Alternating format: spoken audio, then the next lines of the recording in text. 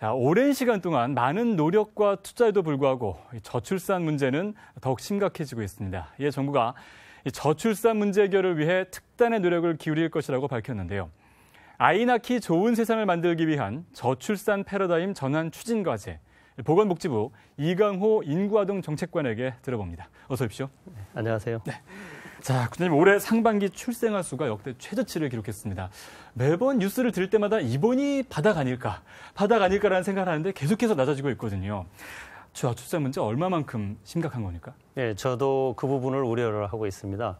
금년 상반기 출생아 수가 18만 9천 명으로 작년 대비 12.3%나 감소를 했습니다. 네. 이러한 추세가 하반기에도 계속될 우려가 있고요. 그렇게 되다 보면 출생아 수가 이제까지 2002년부터 작년까지 40만 명대를 유지했습니다. 예. 그렇지만 올해 최초로 30만 명대인 36만 명으로 수준으로 예측이 되고요.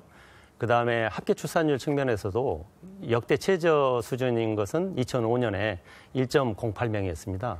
올해 그 기록이 깨질까 봐 우려를 하고 있습니다. 네. 이러한 것은 국제 비교를 해봐도 OECD 합계 출산율 평균이 1.68명입니다. 네. 우리나라가 그보다 훨씬 낮기 때문에 금년에는 OECD 33개국 중에 우리나라가 제일 마지막이 되지 않을까 그런 우려를 하고 있습니다. 그렇군요. 네.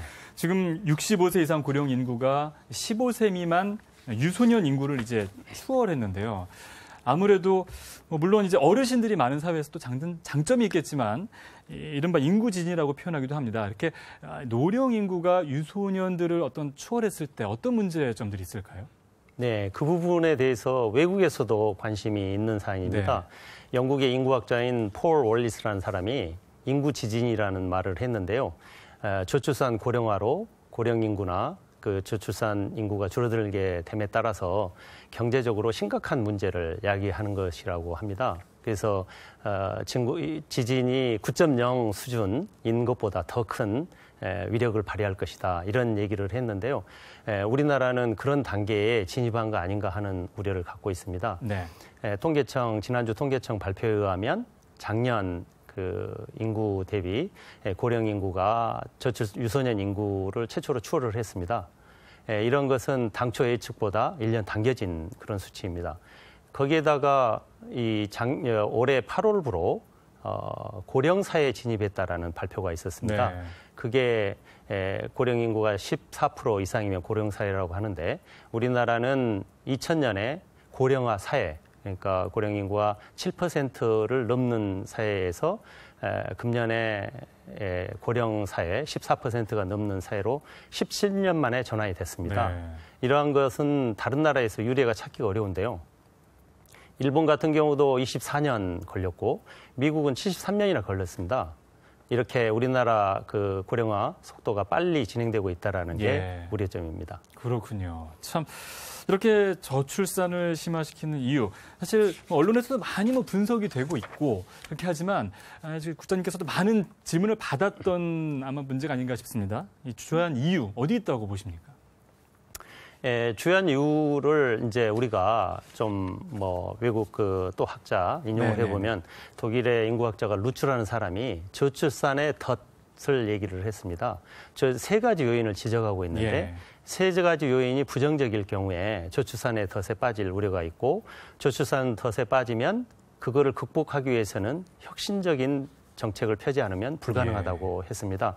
그래서 지금 현재 여러 가지 지표상으로 봤을 때 우리나라도 저출산의 덫이 아닌가 그런 우려를 하고 있습니다.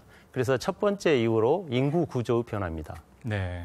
우리나라 같은 경우는 주 출산 연령대가 25세에서 39세라고 하거든요. 이 주 출산 연령 여성 인구가 급격히 감소하고 있습니다. 그 작년에 528만 명인데 이거는 10년 전에 비해서 78만 명이나 감소했습니다. 네. 그래서 그에 따른 출생아 수가 감소하는 그런 현상을 보이고 있고요. 두 번째로 다른 이유는 두 번째 이제 우리가 또 하나 문제 삼는 것은 경제 사회적인 요인입니다. 그래서 출산 여건이 결혼과 출산 여건이 문제인데 경제적으로 보면 청년 실업률이 매우 높고 그다음에 주거 비용이 아주 높기 때문에 결혼 여건이 아주 열악합니다. 그래서 작년 같은 경우 청년 실업률이 9.8%로 역대 최고였고 네. 그 취업 포기자들이 아주 제일 높았다라는 그런 말이 있습니다. 그리고 더군다나 주거 비용은 우리나라의 많은 젊은이들, 많은 결혼 부부들이 걱정하는 부분입니다. 예. 그런 부분이 아주 높기 때문에 그 출산 여건이 아주 취약하다는 두 번째 요인이 되고요. 세 번째로 그 결혼과 출산에 대한 인식 변화가 너무 빠릅니다. 네. 우리나라 같은 경우 이제 우리가 조사를 해봤는데 결혼을 해야 한다라고 응답한 비율이 2010년에 65%였습니다. 네. 그런데 작년에는 52%. 그래서 불과 6년 만에 13%가 낮아진 거죠. 그래서 결혼을 할 필요성이 없다고 하는 사람이 그만큼 많아졌다라는 의미가 네. 되고요.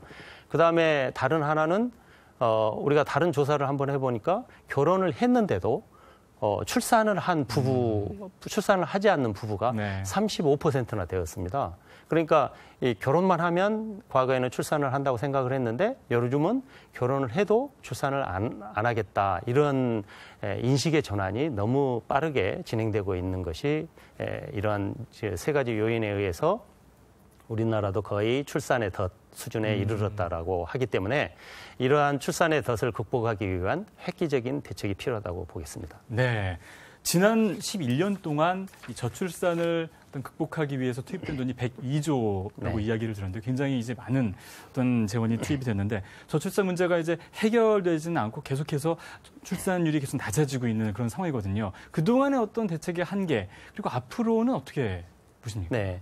저출산 대책을 지난 11년 동안 100조 이상을 네. 투입을 했거든요.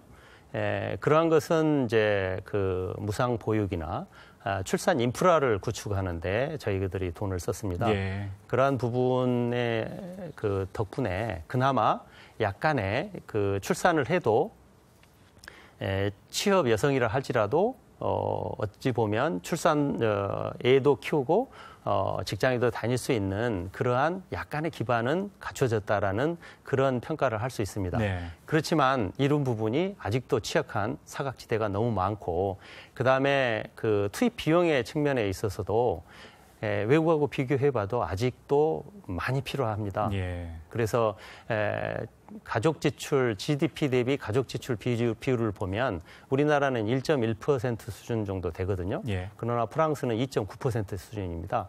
그래서 우리나라가 100조를 넘게 투자를 했지만 아직도 투자를 많이 해야 되는 그런 상황에 있다라고 볼 수 있습니다. 예, 그렇군요. 자, 보건복지부가 대통령 업무 보고였죠. 핵심 네. 정책 토의에서 그 출산 양육 친화적 환경 조성 이 부분에 대해서 이제 이야기를 했습니다. 네. 이 출산 양육 친화적 환경 조성 이게 어떤 내용입니까? 그러니까 출산 양육 친화적 환경 조성이 이게 과거에 출산 장려 정책, 네. 그다음에 뭐 출산 여건만 직접적인 여건만 마련을 하면 출산을 하지 않겠느냐 이런 생각을 가지고 이제 정책을 펴온 것이죠. 예. 그런데 이게 그 패러다임 전환, 근데 그 출생아 수가 지속적으로 안 좋아졌지 않습니까? 네. 그러니까 원인을 살펴보니 그와 같은 정책을 계속해서는 출산율 회복이 불가능하겠다. 예. 그러면 패러다임 전환이 있어야 되지 않느냐. 그래서 행복한 가족, 출산과 결혼과 출산에 대해서 긍정적인 사고를 가질 수 있는 여건을 광범위하게 구축을 하자. 그런 취지에서 이런 그 업무 보고에 패러다임 전환을 담아서 그거를 그 보고를 드렸고요. 예. 그 구체적인 내용에 대해서는 이제 미래 세대에 대한 투자를 확대하자. 그런 부분입니다. 그래서 많이 보도가 됐습니다만 내년 7월부터 아동수당을 네. 지급합니다. 이 0, 5세 아동에 대해서 매월 10만 원씩 내년 7월부터 지급하는 아동수당을 저희들이 계획을 수립을 해서 금년 예산을 정부 안에 지금 반영을 했습니다. 그래서 이거는 이제 법안도 금년에 그 국회에 제출을 해서 국회 법안 제출과 예산안이 통과된다면 내년 7월부터 아동수당을 지급할 수 있는 그런 계획을 보고를 드렸고 건강투자 측면입니다. 지금 15세 이하 아동 입원 그 아동들에 대해서 국가 책임을 강화하기 위해서 현재 10 내지 20%가 자부담입니다. 네. 그거를 5%로 대폭 낮추는 그런 계획들을 보고 드렸고요. 그다음에 또 하나는 아동 안전 관련입니다. 특히 아동 학대, 아동 안전 이런 문제가 지금 사회적인 문제가 되고 있습니다. 그래서 저희가 빅데이터를 통해서 예. 사전 예방할 수 있는 시스템을 지금 구축하고 있습니다. 그래서 그거를 일명 이 아동 행복 지원 시스템이라고 하는데 그거가 시스템이 거의 구축이 됐고요. 지금 9월 15일부터 시범 실시를 합니다.